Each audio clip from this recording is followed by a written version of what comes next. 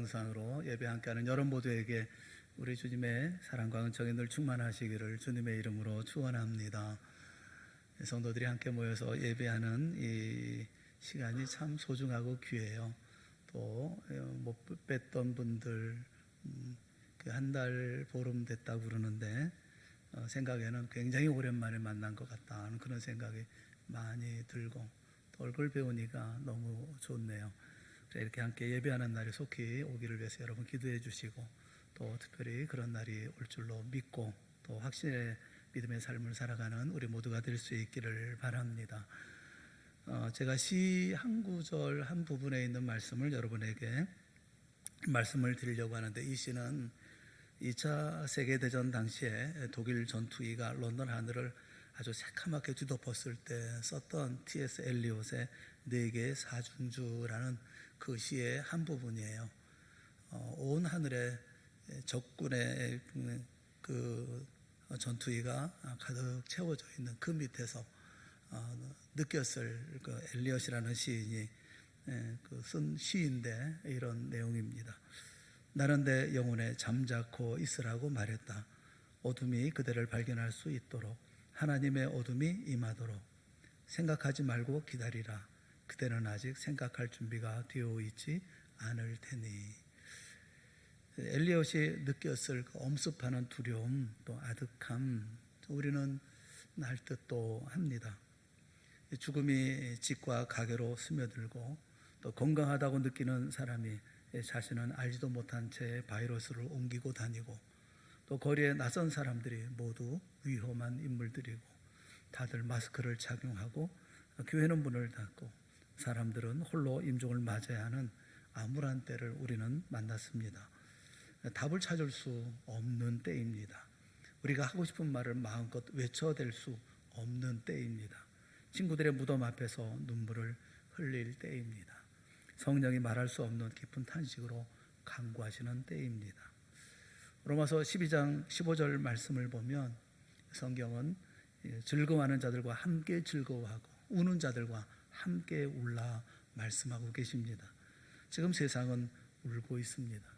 교회는 우는 사람들 사이에 겸허하게 자리를 잡아야 합니다.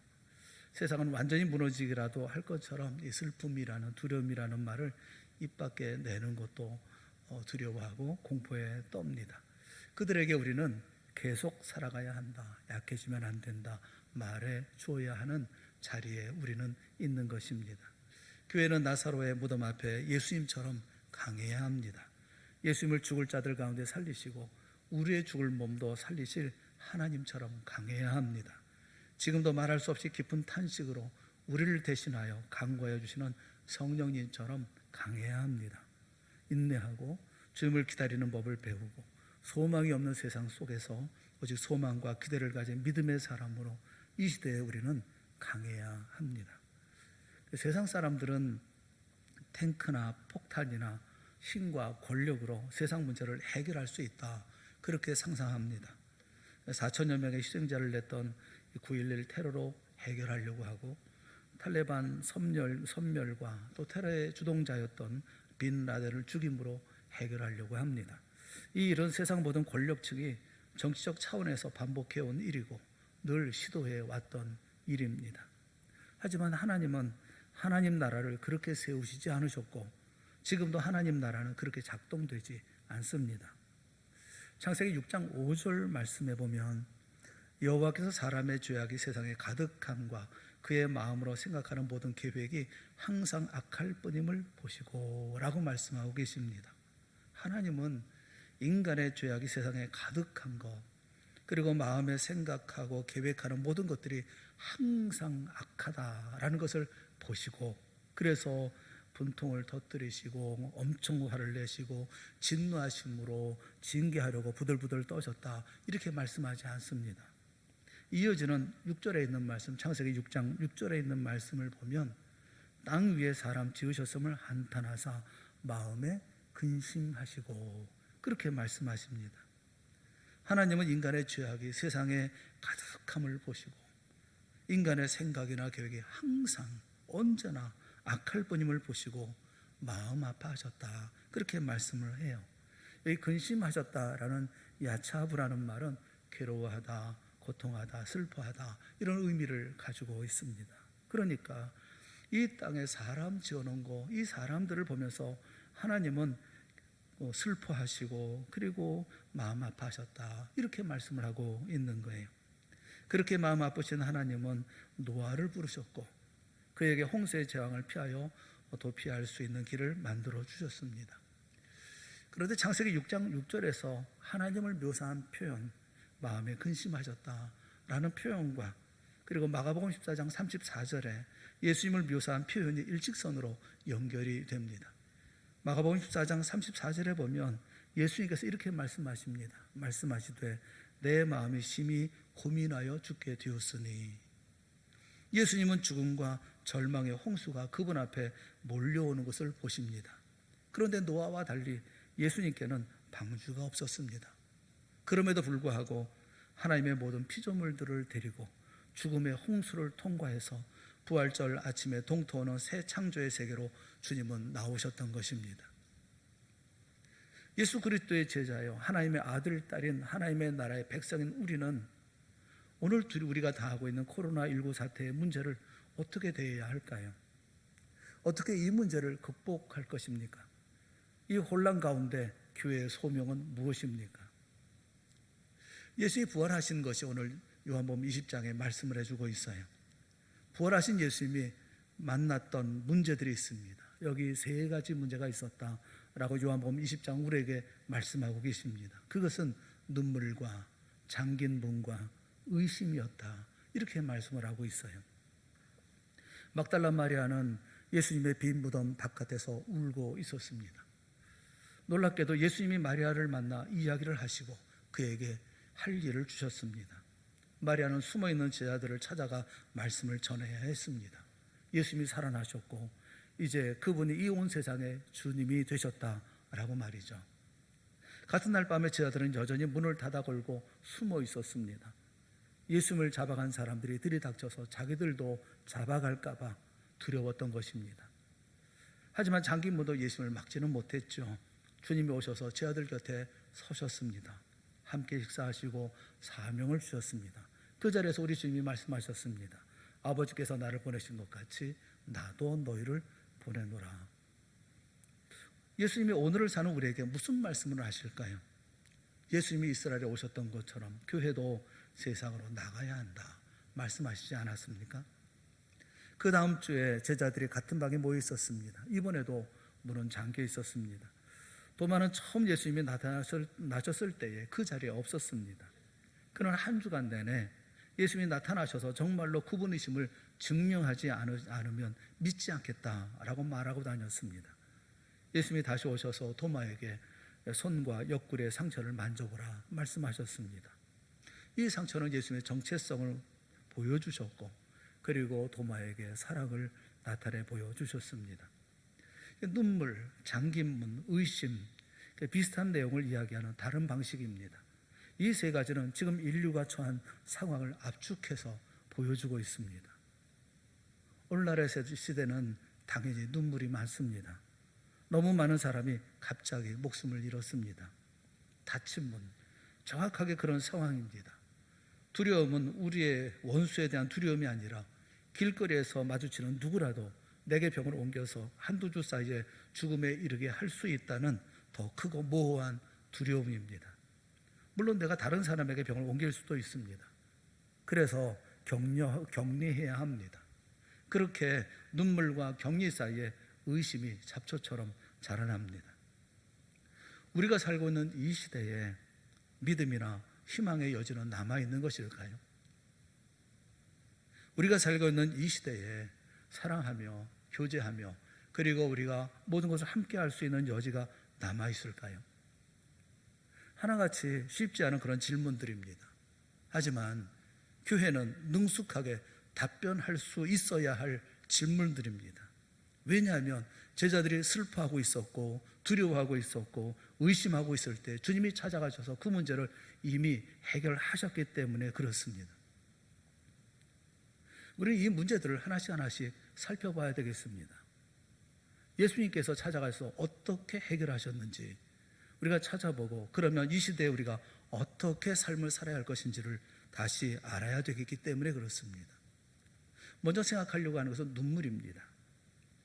누가복음 23장 27절을 보면 예수님이 십자가를 지고 골고다를 향하실 때 그 뒤를 따라간 무리들 가운데 가슴을 치며 슬피 우는 여자의 무리가 있었다 말씀을 합니다. 가슴을 치면서 슬퍼하는 여자들의 무리 속에 본문에 막달라 마리아가 끼어 있었습니다. 그는 예수님이 처참하게 죽는 모습을 보면서 누구보다도 슬픔을 가누지 못했던 그런 여인이었습니다. 왜냐하면 예수님을 누구보다 사랑했기 때문에 그렇습니다. 사랑이 클수록 슬픔이 더 커진다는 이것은 상식적으로 우리가 다 아는 일입니다. 사흘 전에 예수님을 장례하는 그 자리에서 마리아의 마음은 굉장히 괴로웠을 것입니다. 해가 기울면 안식일이 시작됩니다. 예수님을 십자가에서 내려 장사할 수 있는 시간이 불과 한두 시간밖에 안 남았다는 겁니다. 아리마대 요셉과 니고데모와 몇몇 여인네들이 서로 손을 모아서 예수님의 몸을 씻기고 향료를 바르고 베옷을 감고 하는 이런 절차를 다 끝내는 데는 시간이 너무 촉박했습니다. 그러니 얼마나 서둘렀겠습니까? 어쩌면 대강 넘어갔을지도 모릅니다. 제대로 하려면 이틀 사흘 걸리는 예식을 한두 시간 안에 끝내고 무덤 안에 안치해야 했으니 말입니다. 예수님을 지극히 사랑했던 마리아로서는 그 일이 마음에 큰 괴로움으로 남아 있었을 것입니다. 마리아는 집으로 돌아가서 이틀 밤을 뜬 눈으로 새우다시피 했을 것입니다. 그리고 안식일이 지난 사흘째 되는 날 이른 아침에 무덤으로 달려갔습니다.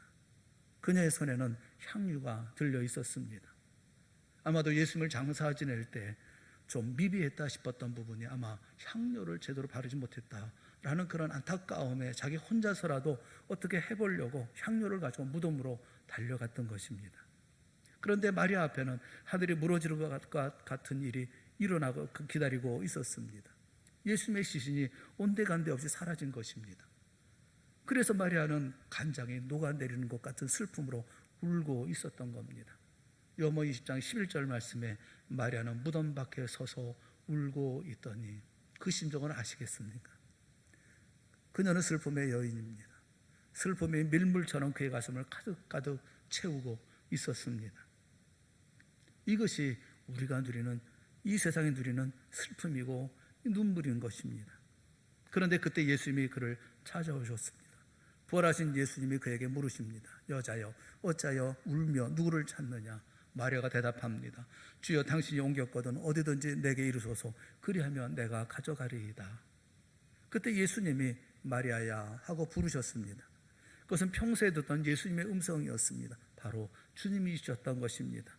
마리아야 하는 주님의 음성을 들었을 때 마리아의 표정이 어떻게 변했을까요? 마리아의 마음속에 어떤 엄청난 변화가 일어났을까요? 상상도 할 수 없는 일이 일어났을 것입니다. 슬픔으로 가득했던 마리아의 얼굴이 기쁨과 환희로 활짝 피었을 것입니다. 눈물을 흘리던 그의 눈에는 기쁨이 충만하여 광채가 났을 것입니다. 라보니요, 선생님이요 하는 그의 모습을 한번 그려보십시오. 부활하신 주님을 만나자마자 마리아의 모든 슬픔은 다 사라져버리고 말았습니다. 그의 눈물은 다 끊겨버리고 말았습니다. 슬픔이 변하여 오히려 기쁨이 되었습니다. 시편 30편 11절에 있는 말씀처럼 슬픔이 변해 춤이 되었습니다. 베옷을 벗기고 기쁨으로 띄우는 기쁨을 갖게 된 것입니다. 사랑하는 성도 여러분, 살아계신 예수를 만난 사람은 슬픔이 변하여 기쁨이 되는 은혜를 자주 체험합니다. 세상은 온통 슬픔으로 가득합니다. 코로나 때문만은 아닙니다. 솔로몬의 말처럼 전도서 2장 23절에 일평생에 근심하며 수고하는 것이 슬픔뿐이라 그의 마음이 밤에도 쉬지 못하나니 이것도 헛되도다 라는 말씀처럼 낮에도 슬픔과 걱정에 쌓인 채 살아야 하고 밤에조차 쉬지 못하고 괴로워 잠을 이루지 못하고 살아가는 것이 인생이기 때문에 그렇습니다. 우리가 마리아처럼 부활하신 예수님, 나를 찾으시는 예수님을 날마다 아니 순간마다 만나서 주의 음성을 들어야 할 이유가 바로 여기에 있는 것입니다. 그때 우리는 이 슬픔 많은 세상을 이기고 기쁨으로 환희로 살아갈 수가 있습니다. 믿음으로 살아계신 주님을 만나는 사람은 감당할 수 없는 슬픔도 딛고 일어나 기뻐하며 살 수 있기 때문에 그렇습니다.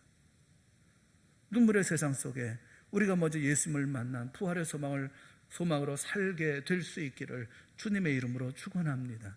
내 이름을 지금도 부르고 계신 주님의 음성을 들으며 오늘을 산다면 우리는 오히려 모든 세상 사람들의 눈에 눈물을 씻어주는 그런 사람이 되어질 것입니다. 오늘 성경 읽는 중에, 설교를 듣는 중에, 찬양을 하거나 기도를 하는 중에, 예배를 드리는 중에 마리아라 부르시는 주의 음성을 들으시는 우리 모두가 될 수 있기를 축원합니다. 그러면 여러분의 눈에서 모든 눈물을 씻겨주시는 주님의 손길을 경험하게 될 것이고, 오히려 세상의 눈물을 씻어주고 소망을 주는 사람으로서 세상에 나아가는 우리가 되어질 것입니다. 두 번째는 잠긴 문입니다. 예수님이 만난 것은 잠긴 문이었습니다. 가룟 유다는 이미 저 세상 사람이 되었고, 도마는 외출했다가 아직 돌아오지 않았습니다. 그곳에 남아있던 제자들 모두가 다 두려움에 사로잡혀 있었습니다. 문을 걸어 잠그고 있었던 것으로 그들이 얼마나 두려움에 떨고 있었는지를 알 수가 있었습니다. 예수님의 사역이 한창일 때 많은 사람들이 환호할 때는 제자들도 우쭐거렸고, 그리고 굉장히 기분이 좋았을 것입니다. 예수님의 제자가 된 것에 대해서 굉장한 자부심을 가졌을 것입니다. 그때는 겁날 것도 하나도 없었습니다. 그러나 그렇게 믿고 의지했던 선생님이 십자가에 죽임을 당하는 모습을 보았을 때 그들은 자신감도 용기도 다 잃어버리고 말았습니다. 군중은 언제나 간사합니다. 한때는 호산나 하고 열광했지만 예수님이 죽은 후 군중들은 한순간 돌변했습니다. 그 군중들은 제자들에게 오히려 두려움의 대상이 되어져 버리고 말았던 것입니다. 자신들이 따르던 예수님도 저렇게 비참하게 죽이는데 제자인 우리를 가만두겠는가, 이런 생각이 들자 말할 수 없는 두려움이 밀려왔습니다. 그래서 그들은 방문을 걸어잠그고 이제 두문불출하고 있었던 것입니다. 바로 그때 부활하신 예수님이 그들을 찾으셨습니다. 그리고 말씀하십니다. 너에게 평강이 있을지어다. 부활하신 예수님의 눈앞에 서셔서 에이레네 히몬 하시는 말씀을 들은 제자들의 모습을 여러분 상상해 보십시오. 그들의 축 처져 있었던 어깨가 힘을 얻었을 것입니다. 가슴을 짓누르고 있던 두려움이 온데간데 없이 사라지고 그들의 마음속에 평안이 찾아왔을 것입니다. 세상 그 누구도 두렵지 않은 용기가 샘솟았을 것입니다. 이것은 놀라운 변화가 아닐 수가 없습니다. 예수님은 다시금 제자들에게 자기가 살아났다는 사실을 확인시켜 주셨습니다. 20절을 보면 이 말씀을 하시고 손과 옆구리를 보이시니 제자들이 주를 보고 기뻐하더라.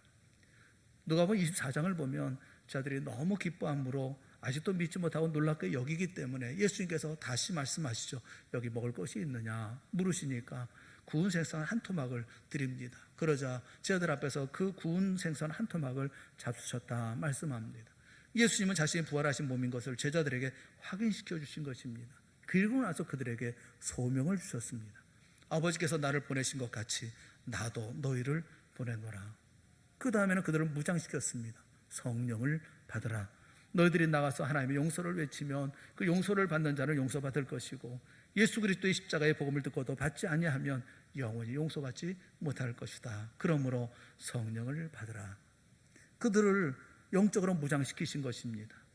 그래서 제자들의 마음을 무겁게 짓누르고 고문하던 두려움이 완전히 사라져버리고 말았습니다. 그리고 담대해졌습니다.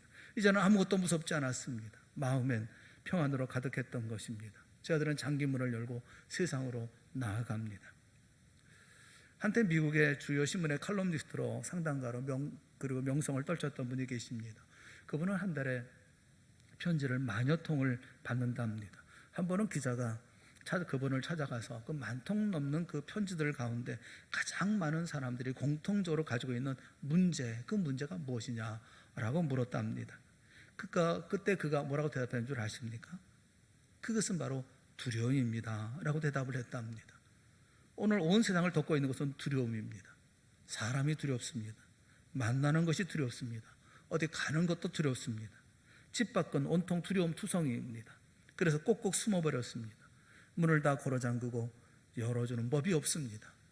이 시대는 비대면이 최고입니다.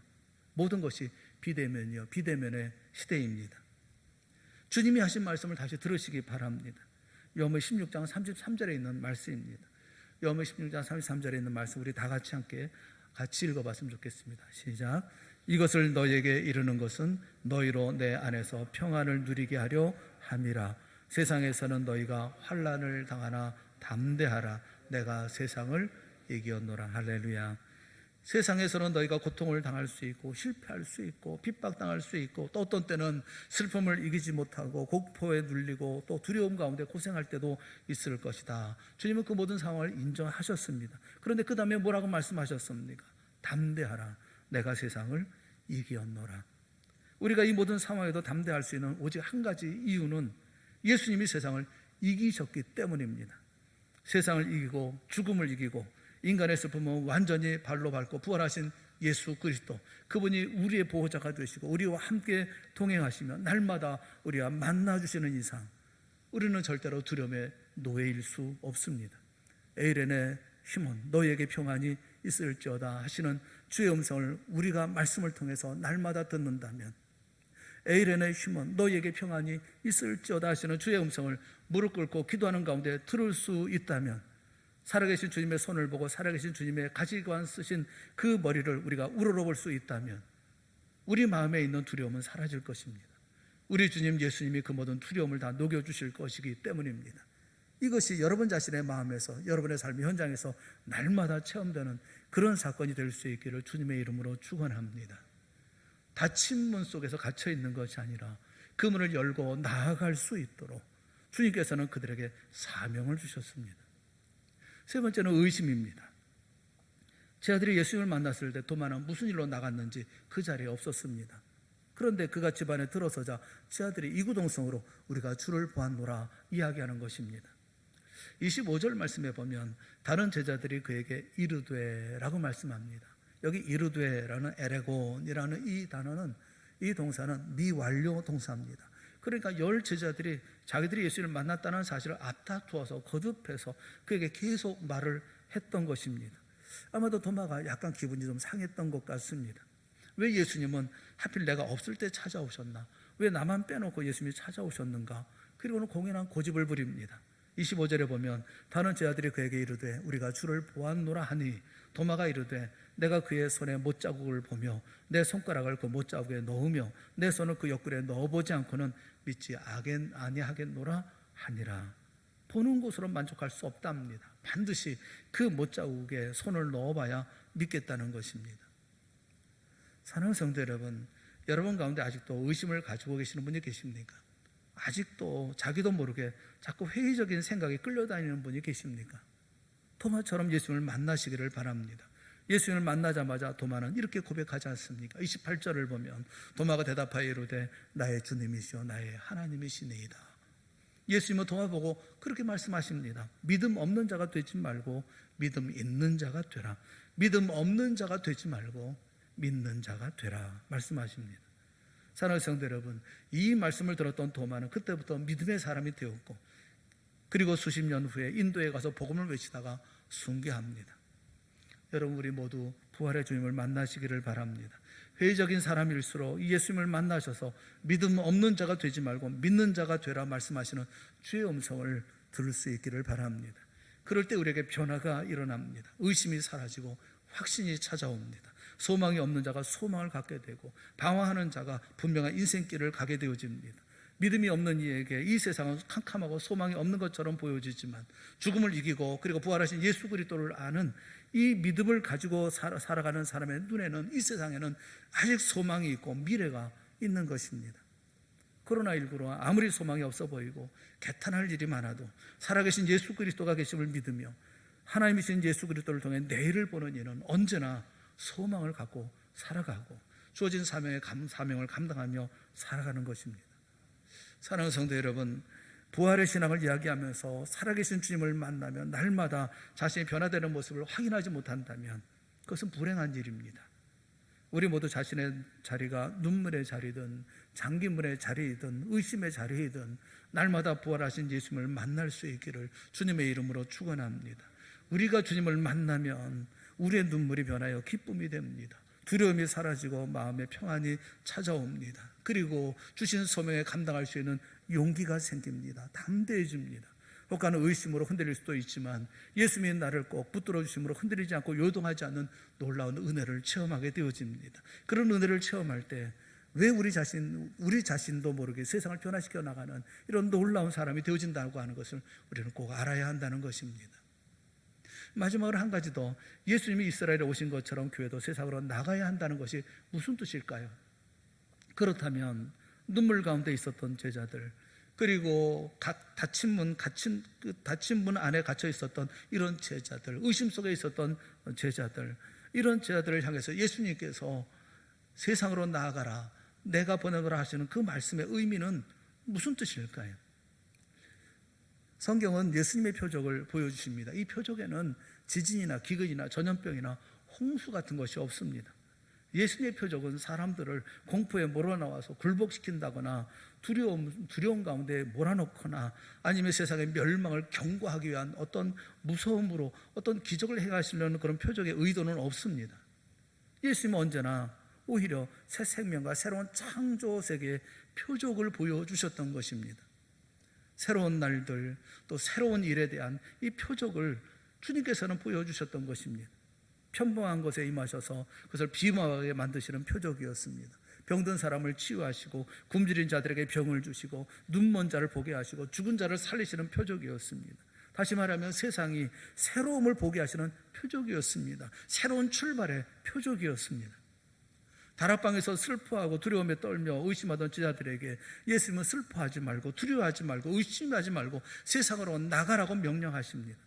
제자들은 예수님의 명령에 그 말씀에 순종했습니다. 바울은 자신이 가지고 있는 보냈던 첫 번째 편지 갈라디아서에서 이렇게 얘기를 합니다. 갈라디아 6장 10절에 보면 그러므로 우리는 귀에 있는 대로 모든 이에게 착한 일을 하되 더욱 믿음의 가정들에게 할지니라 라고 말합니다. 그처럼 전염병이 퍼지자 초대교회 성도들은 사람들 사이에 들어가 그들을 간호했습니다. 다른 사람을 살리기도 하고 자신이 죽기도 했습니다. 죽음을 초월한 부활하신 주님의 생명의 약속을 믿는 이들의 강한 믿음이 이들에게 담대함을 주어서 죽음 앞에도 의연하게 하고 병에 대한 두려움 때문에 가족과 사회가 벌인 고통받는 사람들을 도와주는 성도들이 되게 해 주었던 것입니다. 로든 스타크라는 분의 유명한 저서가 있습니다. 기독교의 발흥이라고 하는 기독교 역사에 대해서 기록한 책이 있습니다. 그 4장을 보면 역병, 네트워크, 개종이라고 하는 그런 제목의 4장이 있는데 거기에서 이를 잘 설명을 해주고 있습니다. 스타크는 2, 3세기에 전염병이 유행했을 때 그리스도인들이 대처한 방식이 바로 신앙 전파에 이바지한 결정적인 요인이었다. 그는 그렇게 주장을 합니다. 마르쿠스 아우렐리우스 황제의 목숨을 앗아간 주 170년대의 전염병, 이 전염병은 115년 동안 계속되었고 이 전염병으로 그 당시 인구의 4분의 1 내지 3분의 1이 모두가 역병으로 사망한 엄청난 그런 전염병이었습니다. 또 250년대에 전염병이 있습니다. 병명 우리가 정확하게 알 수는 없지만 아마도 천연두와 홍역이 아닐까 이렇게 생각을 합니다. 어쨌든 이 둘 다 엄청난 살상력을 가지고 있었던 이런 전염병이었었는데 이런 전염병으로 세상이 처참하게 파괴될 때 모든 사람들은 다 도망가고 정부고 뭐고 다 도망갔고 이교도들은 도망치기 바빴지만 그러나 그리스도인들은 환자와 가난한 자를 돌보았다. 그렇게 역사는 얘기해 줍니다. 예수님이 오셔서 하셨던 일을 그리스도인들이 세상을 위해서 하고 있었던 것입니다. 이 전통은 계속되었습니다. 병원과 호스피스를 세운 사람들은 그리스도인들이었습니다. 예수님을 따르는 이들은 무지한 이들에게 교육을 제공하고 가난한 사람을 돌보는 일에 앞장섰습니다. 예수님 시대 때부터 전염병은 나타났다 사라지기를 반복하면서 끔찍한 결과를 남길 때가 참 많았습니다. 그때마다 예수님을 따르는 이들은 갇힌 자를 찾아가고 다친 사람을 돌보고 이방인을 환영하고 굶주린 사람들에게 먹을 것을 나누어 주었습니다. 그리고 아픈 사람을 간호했습니다. 과거 대부분의 시기에 밤낮으로 좋을 때나 나쁠 때나 흑사병이 돌 때나 패스트가 돌 때나 전시나 평시나 또는 슬럼가나 외딴 농가에서나 성직자나 또 평신도가 똑같이 상당한 위험 속에서 또는 치명적인 위험을 무릅쓰고 그리하였습니다. 여러분, 이들에게 눈물이 없었고 두려움이 없었고 의심이 없었기 때문에 그렇습니까? 그렇지 않습니다. 이들도 우리와 똑같이 눈물도 있었고 두려움도 있었고 의심도 있었습니다. 그러나 그때마다 부활하신 예수님을 바라보고 믿고 의지해서 주님이 주신 소명을 이루어낸 것이 아니었겠습니까? 예수님의 제자가 되라는 부르심은 두려움으로 꼭꼭 걸어잠근 그 잠긴 문 안에서 눈물이나 흘리고 모든 일에 의심하고 불평하고 낙심하고 핑계하는 것에 맞서서 하나님 나라 표적을 드러내는 자가 되라는 부르심인 것입니다. 예수님을 따른 이들이 로마 제국 관리들에게 사회를 운영하는 다른 방법이 있다는 것을 보여주었던 것처럼 오늘날에도 창의적이고 치유와 회복을 일으키는 교인들의 사역에서 하나님의 나라의 표적이 나타나야 되지 않겠습니까? 오늘날 예수님의 제자들이 세상의 고통 한가운데서 애통하며 기도하고 세상을 치유하며 깊은 영향을 미치는 소명을 이루어야 하는 것이 아니겠습니까? 코로나19에서의 회복을 어떤 단체나 회사나 의료 전문가나 혹은 국가에 다 맡기려고 한다면 그것은 교회의 정체성을 포기하라는 말과 다르지 않습니다. 오늘 내가 해야 할 일은 무엇입니까? 나는 여전히 잠긴 문 안에서 두려워 떨고 있어야 합니까? 그 가운데서 여전히 아픈 마음으로 눈물을 흘리고 있어야 합니까? 모든 일들을 의심하고 불평하고 그리고 핑계하며 삶을 살아가고 있어야 하겠습니까? 오늘 내가 해야 할 일은 뭡니까? 우리 교회가 할 일은 무엇입니까? 말콤 가이트라고 하는 이분은 시인인데 2020년 부활절에 지은 시가 있습니다. 올해 부활절에 지은 시죠. 그 시는 이렇게 시작합니다. 이 희한한 부활절에 예수님은 어디 계시는가? 부활절은 부활절인데 모이지 못하는 부활절, 예배하지 못하는 부활절입니다. 이 희한한 부활절에 우리 예수님은 어디 계시는가? 그리고 그는 이렇게 대답합니다. 우리의 삼배천을 내려놓고 교회를 빠져나가 간호사와 함께 앞치마를 두르시네. 들 것을 잡아들고 죽어가는 사람들의 연약한 육신을 다정한 손길로 오르만지시네. 소망을 주시네. 숨이 가쁜 사람들과 함께 숨 쉬시고 견딜 힘을 주시네. 이 유행병 시대에 주님은 어디에 계시는가? 라는 질문에 그는 이렇게 대답합니다. 치유와 소망을 주시려고 고통받고 죽어가는 이들을 위한 최전선에 예수님은 계신다 라고 그는 대답을 합니다. 위기가 닥쳤을 때 교회가 세속사회가 인도하는 대로 얌전하게 따라가는 방식은 대단히 위험한 것입니다. 예수님의 사역에 드러난 새 창조의 표적은 치유하시는 예수님의 임재 그 자체, 그리고 무엇보다도 주님의 죽음과 부활이었습니다. 우리는 예수님의 죽음을 압니다. 그리고 예수님의 부활을 압니다. 예수님이 이 땅에 이루신 일이 무엇이며 새 역사가 무엇인지를 압니다. 새 창조의 표적이 무엇인지를 압니다. 주님께서 우리에게 베푸신 것이 무엇인지를 우리는 압니다. 그렇다면 사랑하는 여러분요, 예수 그리스도를 바라보십시오. 예수 그리스도를 묵상하십시오. 예수 그리스도를 만나십시오. 제 아들이 부활의 예수님을 만났던 것처럼 그 부활의 예수님을 만나십시오. 그리고 눈물을 거두십시오. 두려움의 감옥에서 벗어나십시오. 더 이상 의심하지 마십시오. 당장 내가 해야 할 일을 하십시오. 세상을 위로하고 세상을 격려하고 세상을 도와서 이 모든 어려움을 함께 이겨 나가십시오. 내 가정부터 일으키시고 내 이웃과 함께 하시고 이 세상과 함께 하면서 이 코로나와 싸워 이겨 나가십시오. 예수 그리스도의 제자답게 세상에 영향 미치는 믿음의 사람들이 되십시오. 아버지께서 나를 보내신 것 같이 나도 너희를 보내노라. 이 주님의 명령에 응답하는 우리 모두가 다 되어질 수 있기를 주님의 이름으로 축원합니다. 기도하겠습니다. 사랑의 하나님 아버지, 우리에게 은혜를 베풀어 주시옵소서. 우리의 눈을 열어 주시옵소서. 귀를 열어 주님을 바라보게 하시고 주의 음성을 듣게 하여 주시옵소서. 나를 이 세상에 보내셨으니 이 세상에서 감당해야 할 모든 일을 두려움 없이 감당하게 하여 주시옵소서. 닫힌 문 안에 갇혀있는 우리가 되지 않게 하여 주시옵시고 두려움 가운데 떠는 우리가 되지 않게 하여 주시옵시고 눈물 가운데 자기 연면에 사로잡혀 우리의 삶이 되지 않게 하여 주시옵시며 그리고 더 나아가 하나님께서 우리에게 원하시고 기뻐하시는 뜻을 이루어 나가는 저희가 되게 하여 주시옵소서. 더 이상 의심하고 내일을 바라보며 투정하는 우리가 되지 않게 하여 주시옵시고 오늘 마땅히 감당해야 할 모든 위로와 격려와 주의 놀라운 영광을 위해 살아가는 하나님의 자녀의 삶을 살아가는 우리 모두가 되게 하여 주시옵소서. 이 시간 성령의 특별한 은혜를 베풀어 주셔서 우리 모두 성도들에게 큰 능력과 큰 은혜와 그런 넓은 마음과 하나님의 나라를 이루고자 하는 이 뜨거운 마음으로 채워 주시옵소서. 예수님의 이름으로 간절히 기도드리옵나이다. 아멘. 우리 다 같이 자리에서 일어나셔서 516장